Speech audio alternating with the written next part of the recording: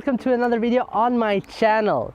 Today I will be showing you how to capture awesome video by just using an iPhone. Hit that intro.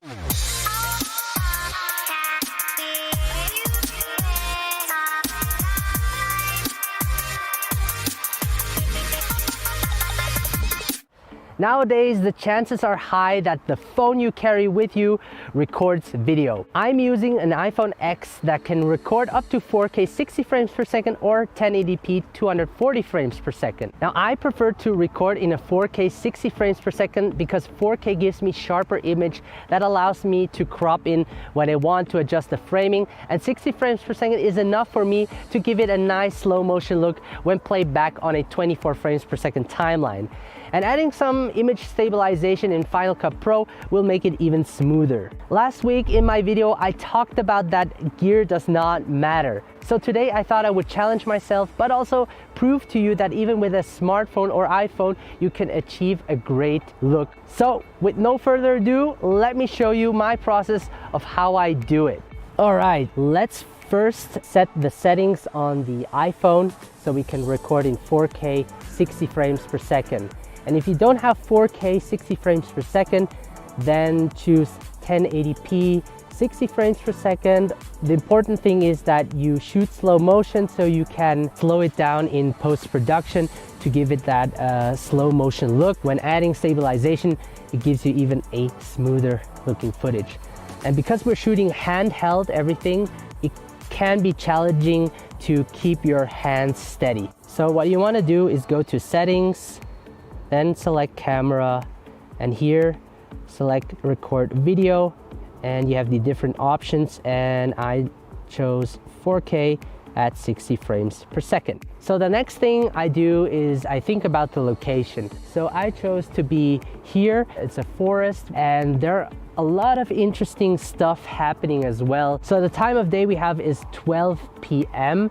Usually I avoid shooting during midday because the sun is at its highest point and you get that harsh light on your face. But because it's cloudy, the clouds function as a huge diffuser, softening that light. So we can definitely work with that. I think this would be a great opening shot for the video. I'm gonna make a revealing shot.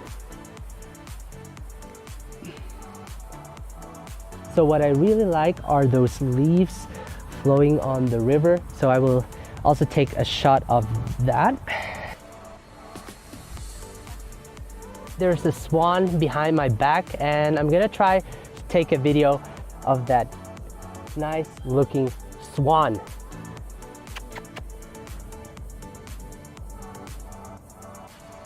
It's a dog over there.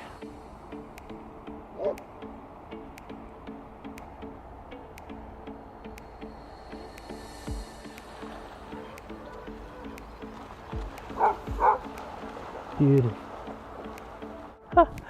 Did you see that? I just got a really nice shot. That's gonna look really nice. So in this shot, I will record my dirty shoes walking through these beautiful leaves.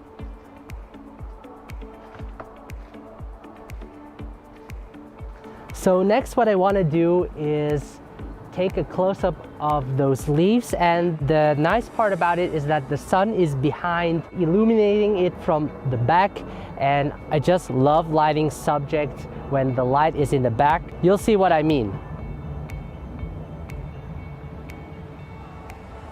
So I picked this bridge because it shows the leading lines, focuses the attention of the viewer towards the subject. I placed my iPhone on top of the tripod just to get a still shot of myself walking across the bridge, and hopefully some leaves will fall off the trees to give that epic cinematic look.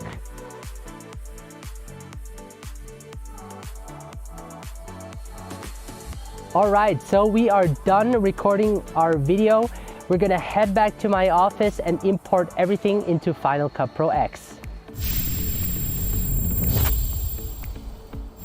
Whoa.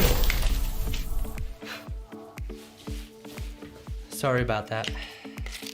I actually decided to edit the video first so that I can show you the steps behind my editing process. So what I first did is I airdropped all of my footage from my iPhone into my computer to a project folder and imported all of the clips into Final Cut Pro X. Now a quick tip, because everything is shot in 4K 60 frames per second, my computer has a hard time editing it. So what I do is I create a new project that is set to 1080p 60 frames per second. After the edit, I change the project settings to 4K 60 frames per second and export it in that format. The next thing I do is I select the best portion of the clip and set an in and out point and drop it into the timeline. I then slow each clip down to around 50%. Even though slowing the clip down makes the footage look smoother, additionally, adding stabilization will increase the smoothness of the clip. I then reorganize all of the clips so that it tells some kind of a story. For example, I knew that the revealing shot would be my opening shot, so I placed that at the beginning of the timeline. I choose the ending shot to be me walking across the wooden bridge. I already selected the music that would fit the mood of the story.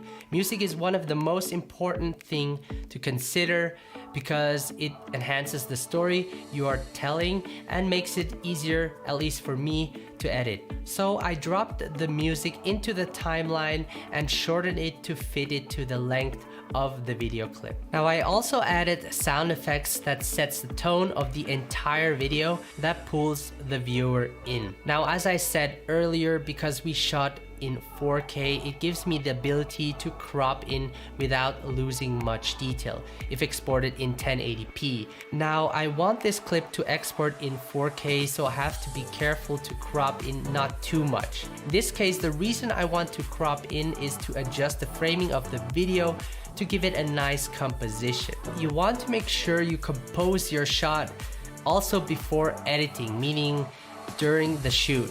After that, I color correct all of the footage. I added a LUT to the adjustment layer to give it a nice overall look. To make it even look more cinematic, I added a letterbox to the whole video as well as some tiles, and voila, we are done. Once again, I want to thank you guys so much for watching. If you enjoyed this type of video, please leave a like and let me know in the comment section below. If you haven't subscribed yet, please do so, and I can't wait to see you in the next video.